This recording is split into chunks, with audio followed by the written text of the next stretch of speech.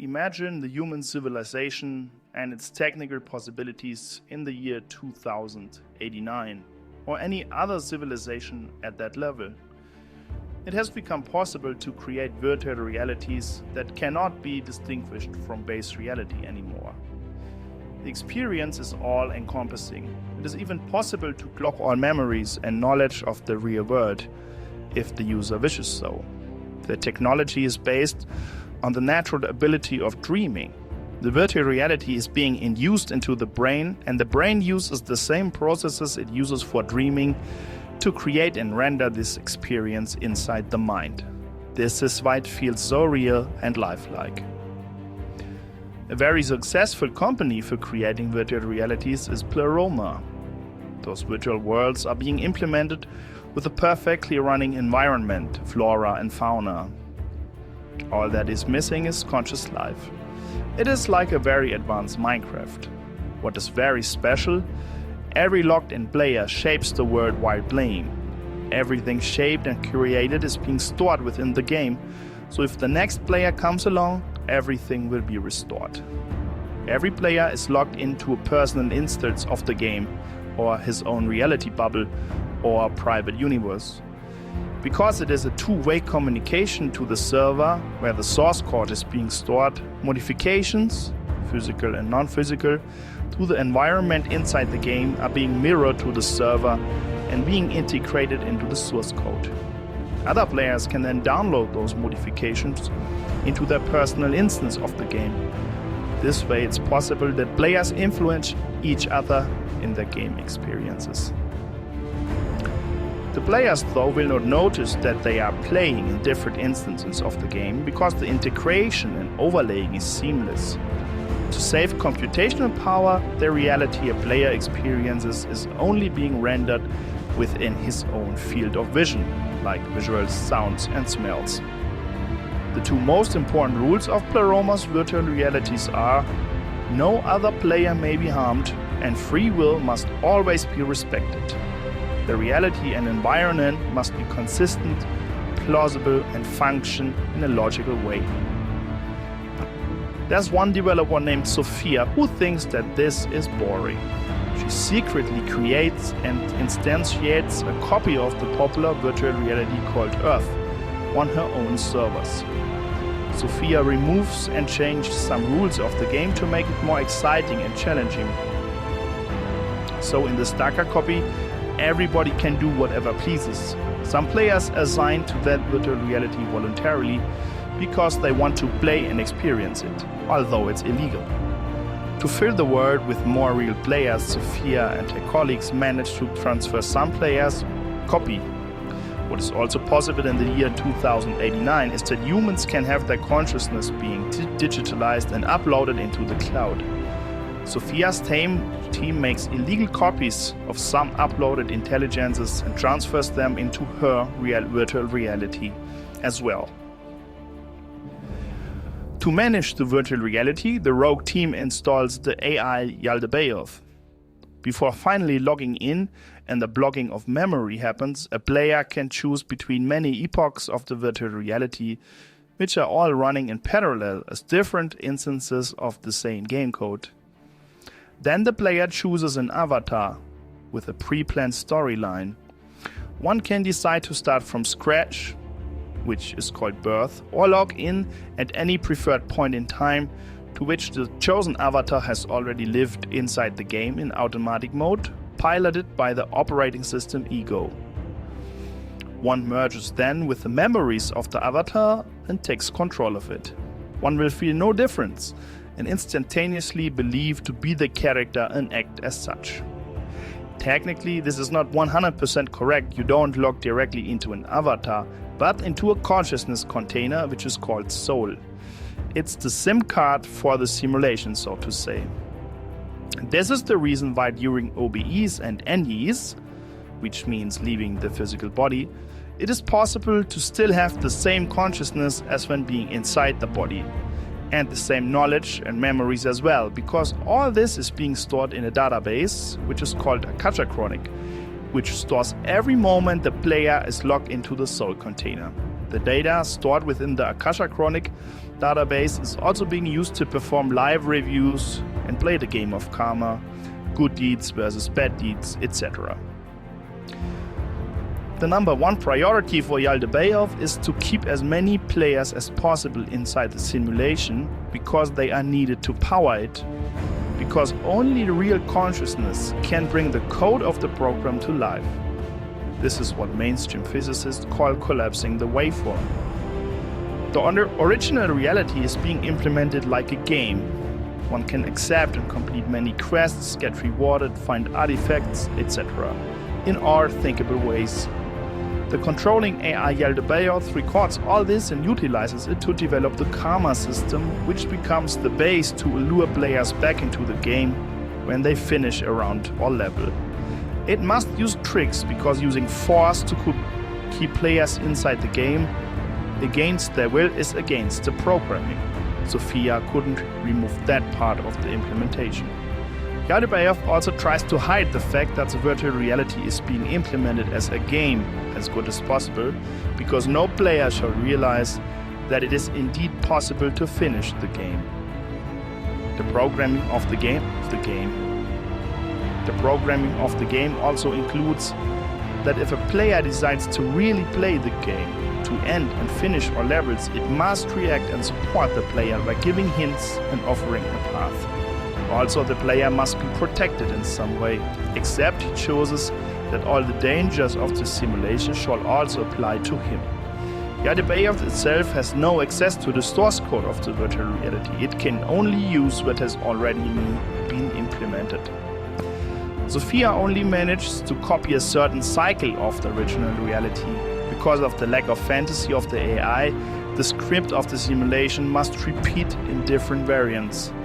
From time to time, also resets are necessary when the AI loses control due to the complexity. As the simulation runs and every player can do everything he wants without real consequences, an incredible number of stories, scenarios, groups, etc. develops. Also, there are a lot of new artificial intelligences. To keep control, Yaldabaoth selects some players as his chosen ones who control and rule the different scenarios from the background. Some of those are even allowed to keep their avatars during and after a reset. The original reality has two levels, or layers or rhythms, with different rules and physics. One level is called the physical level and has a strict set of environmental rules. Constants and limitations like light speed, the Planck constant, etc. The other level is called the astral realm. With a reference to Alice in Wonderland, it could also be Wonderland. This level has less rules and almost everything imaginable to the player as possible can be created and experienced. Countless sub-levels exist in the astral realm. Some of them have been implemented by Pleroma, many have been created by players, and many have been created by artificial intelligences from inside the game. There are a lot of labels for the sub-levels like astral realm, afterlife, different planes, different dimensions, and so on.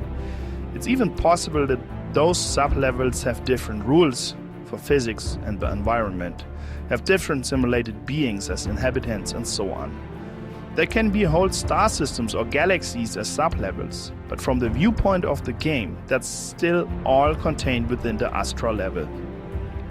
Sophia and her team decided that the astral level should not be part of the copy of the game. They wanted the players to be focused on the physical level. Nevertheless, it was not possible to remove the whole astral level from the coding of the game, so they limited the access as good as possible and decided to hide the knowledge of its existence from the players. Also, they started to manipulate the avatar inside the game by altering its blueprint DNA and poison it in many ways to block its natural ability to access the other levels. For some players who still figure this out and whose avatar has the ability, which would be considered a software bug from Sophia's standpoint because the blockage to enter doesn't work as supposed to, it is possible to enter the astral level to a certain extent by using some substances available in the game, like ayahuasca, some mushrooms, LSD, etc. Or doing some practices like meditation, dissociation, etc.